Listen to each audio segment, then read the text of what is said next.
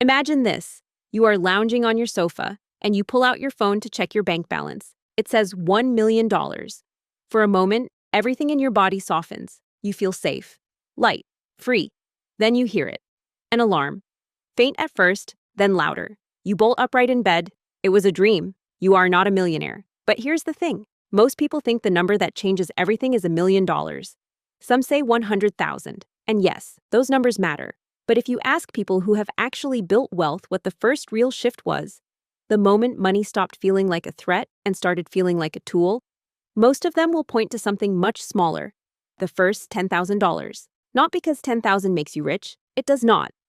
But because 10,000 is the first domino to building significant wealth. My name is Mila, and I'm obsessed with the small moves and hidden nuances that build real wealth. Today, we are covering 7 specific things that change after your first $10,000. And by the end of this video, you will understand exactly why this milestone matters more than most people realize. And once you understand what it actually unlocks, not just financially, but mentally, you will never look at this milestone the same way again. Let us get into it. Change 1. The first real mindset shift. Money is made twice, first in your mind and then in your bank. And your first 10,000 is what builds the mind that builds everything else. You know when someone brings up investing at dinner and you kind of nod along like you are following, but really you are just waiting for the conversation to move on? Or when you see a finance video and something in you goes, that is not really for me yet. Not because you do not want it, but because on some level wealth still feels like a club that belongs to other people. That quiet internal thing, that is what 10,000 starts to dismantle. Because the real shift is not in your bank account. It is in how you see yourself. Before this milestone, most people carry a story, unspoken, mostly unconscious, that they are someone who is trying to get it together financially. Not someone who has, not someone who builds, someone who is trying. And that story shapes everything. It shapes which conversations you lean into and which ones you let pass. It shapes whether you open that investing app or keep telling yourself you will start next month. It shapes whether you walk into financial decisions feeling like you belong there or feeling like you are slightly pretending. And then 10,000 happens. And for the first time, you have proof. Not a plan, not an intention, actual proof that you are someone who builds. That changes the story. You stop being the person who is going to get it together, and you start being the person who already is. Your carriage shifts. You sit differently in those conversations. You stop nodding along and start actually engaging because you have evidence now that this world belongs to you too. That is what mindset actually means here. Not motivation, not positive thinking. A permanent, evidence-based shift in how you see yourself with money. That shift is quiet, but here's what it immediately makes you want to do. It makes you want to protect it. Because for the first time, you have proof of something real, and you are not willing to lose it. And that is exactly where the next shift happens. Because the moment you start protecting what you built, you realize how exposed you still are. And fixing that exposure is where 10,000 does its second job. Change 2, you become less financially fragile. Okay, so let us talk about what financial fragility actually feels like in real life. Because it is not always dramatic. It is not always a crisis. Most of the time, it is just this constant low-level tension running underneath everything. It is the way your stomach drops when your car makes a noise you do not recognize. It is the way a random charge on your bank statement shifts your entire morning. It is the way one unexpected bill, not even a big one, just an unexpected one, throws off your whole month and then bleeds into the next one. That is fragility, not catastrophe, just the feeling that the gap between you and a problem is uncomfortably thin. And this is more common than people admit. The Federal Reserve actually tracks this, and what they consistently find is that a huge portion of people cannot cover a $400 emergency without borrowing money or selling something. $400, not 4,000, 400. So if that number hits close to home, just know you are not alone. But also know that this is exactly the cycle 10,000 breaks. Here is what a real emergency fund actually looks like in practice. Most financial advisors recommend 3 to 6 months of essential expenses set aside. And by essential expenses, we mean rent or mortgage, utilities, groceries, transport, and any non-negotiable bills. Nothing else. Just the basics required to keep your life running. For someone whose essential monthly expenses sit around $2,000, 3 months of coverage is $6,000, and 6 months is $12,000. For someone spending $3,000 a month on essentials, 3 months is $9,000 and 6 months is $18,000, which means $10,000, depending on your cost of living, gets you somewhere between 3 and 5 months of genuine coverage. Not a partial buffer, not a "I have a little something saved" buffer. An actual emergency fund that can absorb a real hit without dismantling everything else you have been building.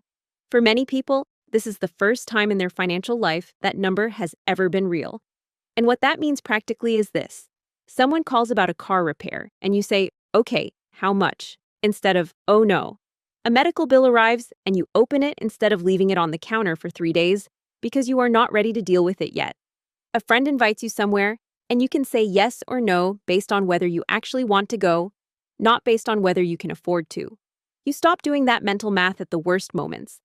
The 2 a.m. what if something goes wrong math that used to keep you up. That stops. Not because life gets perfect, but because you finally have a real answer to the what if question.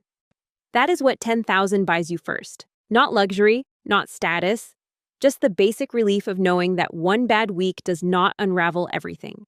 And honestly, that relief changes your daily life in ways that go far beyond your bank balance. Because it turns out that when you are not constantly in financial survival mode, something interesting happens to the way you think. Your decisions start to change, not because you suddenly got smarter, but because your brain finally has the space to work properly. And that is worth understanding. Change 3, you start making better decisions. Tony Robbins famously said the quality of your life is in direct proportion to the quality of your decisions. Many people are unknowingly making financial decisions that almost always result in failure without even realizing it. Not because they are careless, but because they are under constant financial pressure. And that pressure shapes the choice before you even get to think about it clearly. Think about what that actually looks like.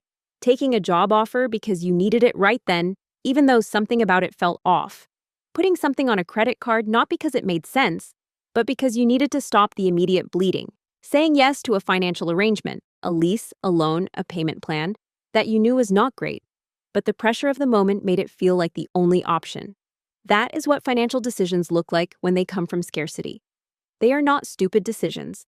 They are just decisions made from the wrong place. And here's the thing. This is not a willpower problem. When Princeton researchers studied how financial pressure affects thinking, what they found was that living under financial stress consumes a significant amount of your mental bandwidth. Not metaphorically, literally. The constant background processing of how do I cover this? What do I do about that? What happens if this falls through? That mental load takes up real cognitive space that would otherwise go toward clear thinking, long-term planning, and sound judgment. Being financially stretched does not just feel stressful.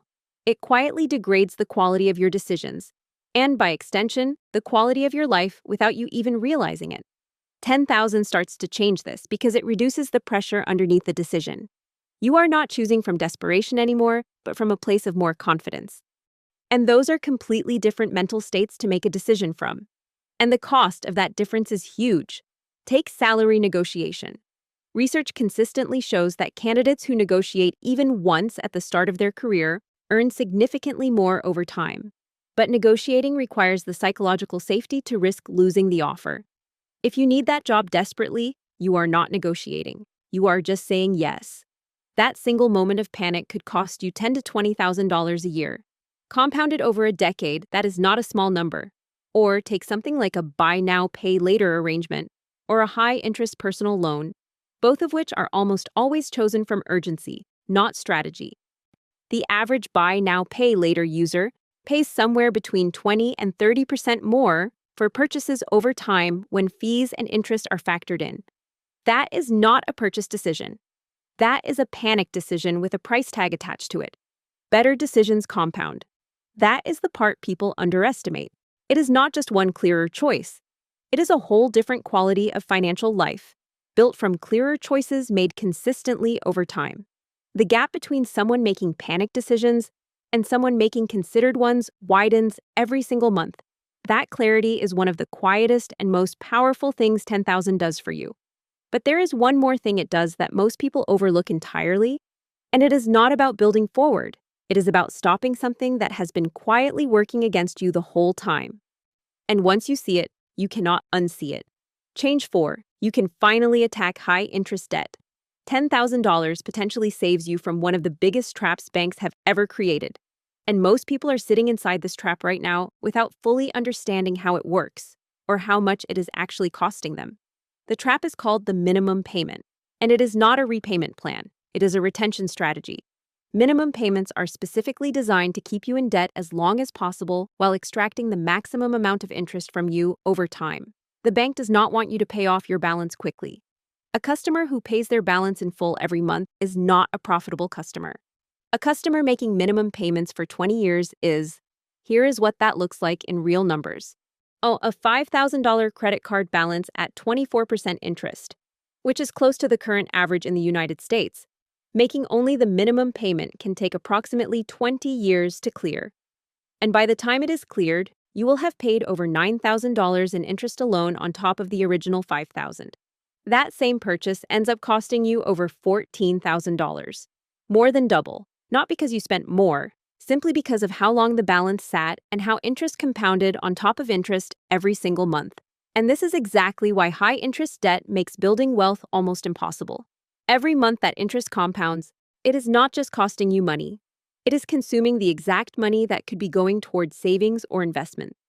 Someone paying $300 a month toward a credit card balance but only reducing the principal by $80 is running on a financial treadmill, moving constantly, going nowhere.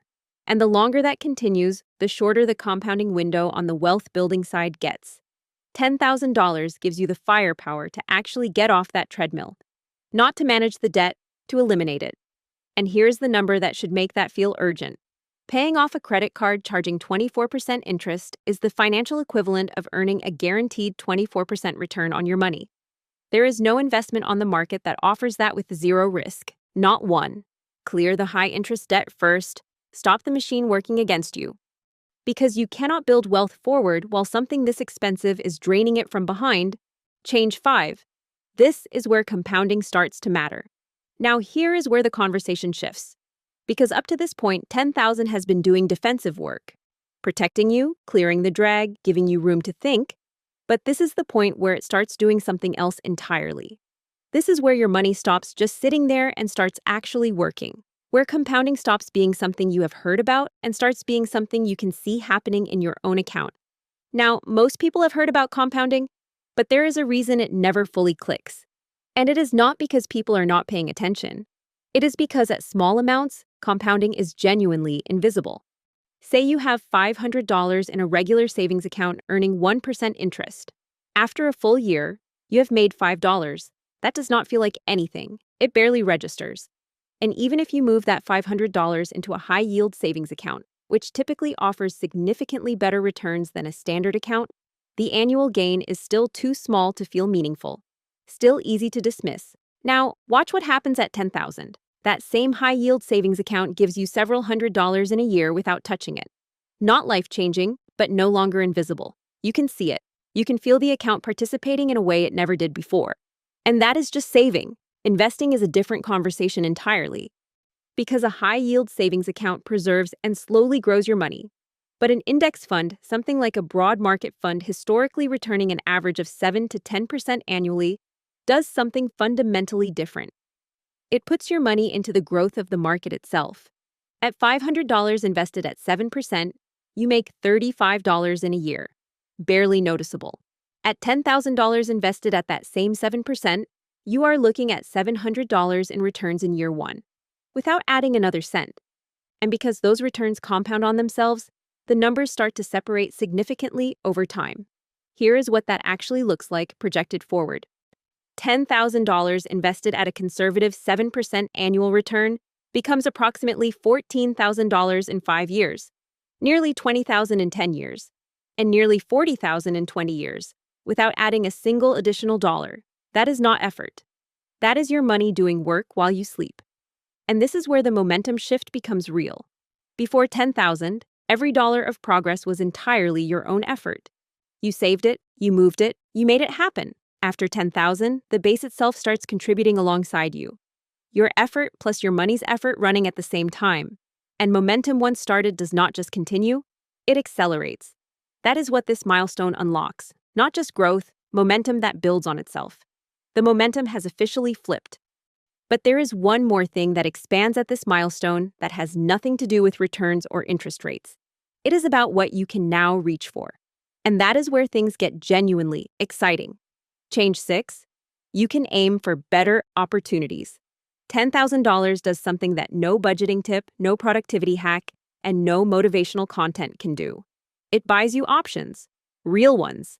And if you have ever had an idea, a skill you wanted to learn, a service you wanted to offer, a direction you wanted to move in, but the answer was always not right now, before you even finished the thought, you already know exactly how valuable that is. Because financial fragility does not just limit what you can do, it limits what you can even consider. Most people are not choosing between good and great opportunities. They are watching opportunities pass entirely because money removed them from the table before they arrived. 10,000 changes that. For the first time, the question stops being, can I even afford to think about this? And starts being, do I actually want this? And that is a completely different conversation to be having with yourself. Think about what the market looks like right now. AI tools alone have created an entirely new category of valuable skills that did not exist 3 years ago. Prompt engineering, AI content creation, automation workflows, AI-assisted design. People are charging real money for these skills right now, and the demand is only growing. But learning them properly takes time you can only afford to take if you have something behind you. 3 months of focused upskilling in the right AI tool can position you to freelance, consult, or bring something genuinely new to your current role. That kind of repositioning can increase your earning power significantly, but only if you have the buffer to invest the time or take freelancing more broadly. One of the biggest barriers people face when trying to start a freelance income stream is not skill. It is the financial pressure of needing it to work immediately. When you are financially fragile, every client delay, every slow month, every unpaid invoice is a crisis. 10,000 removes that pressure long enough for you to build properly, to find your first clients without panic, to price yourself correctly instead of underselling just to get the work, to give the thing a real chance instead of abandoning it the moment it does not pay off in 30 days. A better job opportunity, a negotiation, a move to a city with more aligned prospects. Those matter too, and 10,000 makes all of them more reachable. But the deeper point is this: options compound. Every better opportunity you can now reach for creates the conditions for the next one. Better skill leads to better income. Better income leads to wider options. Wider options lead to better decisions. The range keeps expanding, but only if you get to the point where you can reach for the first one. 10,000 gets you there. And what reaching for that first real opportunity does to how you see yourself is something the next change is entirely about. Change 7, you get proof that your system works. Here is something worth sitting with for a moment. Nobody accidentally builds $10,000. It does not happen by chance. It does not happen because of luck or a windfall or a random good month. It happens because something in you decided to be consistent when it was inconvenient, disciplined when it was boring, patient when everything around you was telling you to spend. $10,000 is not just a number in your account. It is evidence. Concrete, undeniable evidence that your system works and that you are someone who can execute it. And that evidence does something to you that is difficult to fully articulate until you have felt it. You stop second-guessing yourself financially. Not completely. There is always more to learn, always better decisions to make.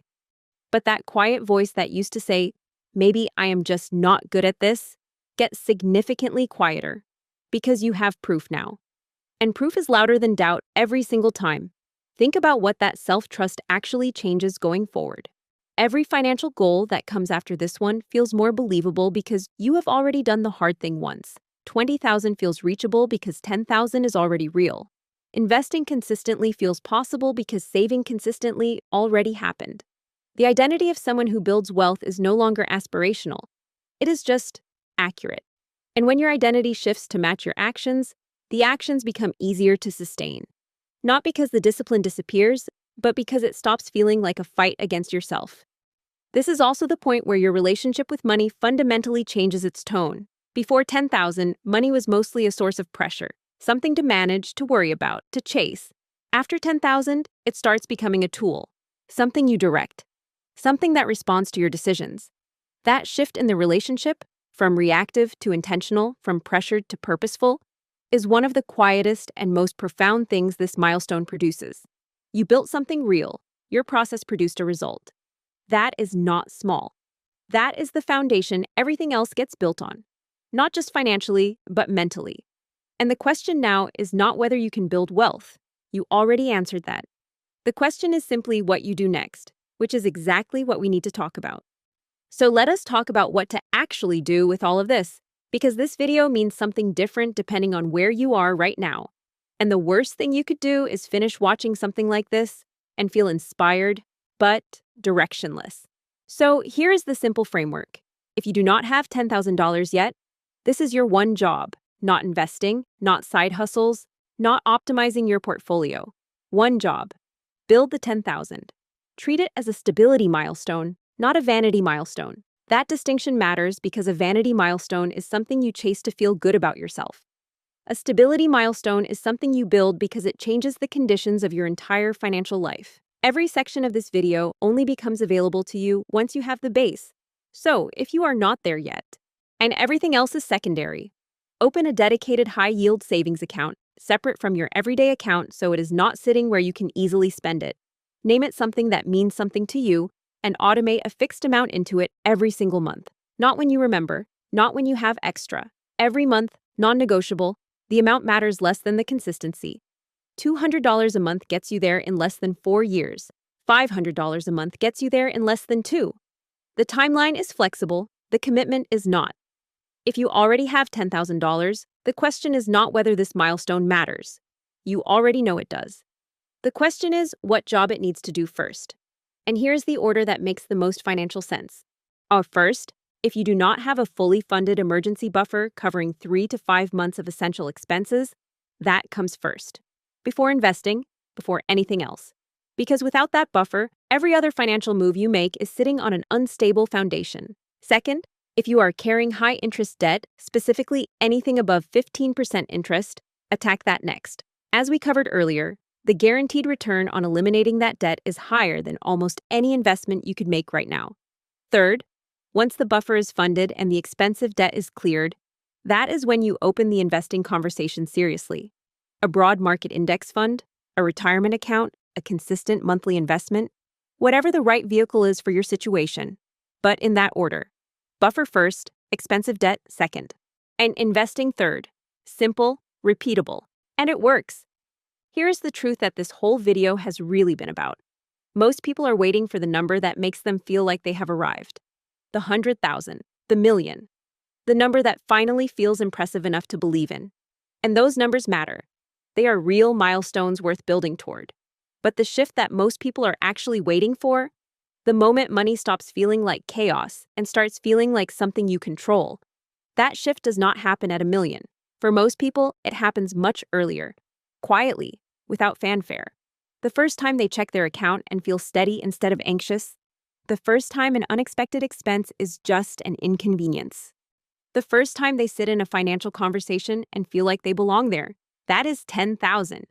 That is the first domino. And once it falls, everything that comes after it falls differently, with more confidence, more clarity, more intention, and more of the self-trust that makes building wealth not just possible but sustainable. You are not waiting for a number that makes you rich. You are building toward a number that makes you grounded. And grounded is where everything real begins. That is what your first 10,000 is really about. And if this helped you see it differently, share it with someone who needs to hear it too. And if you are not subscribed yet, make sure you do that now, because this is exactly the kind of conversation we have here every single week. And always remember, luxury is easier when your money is organized. I will see you in the next one, and I love you.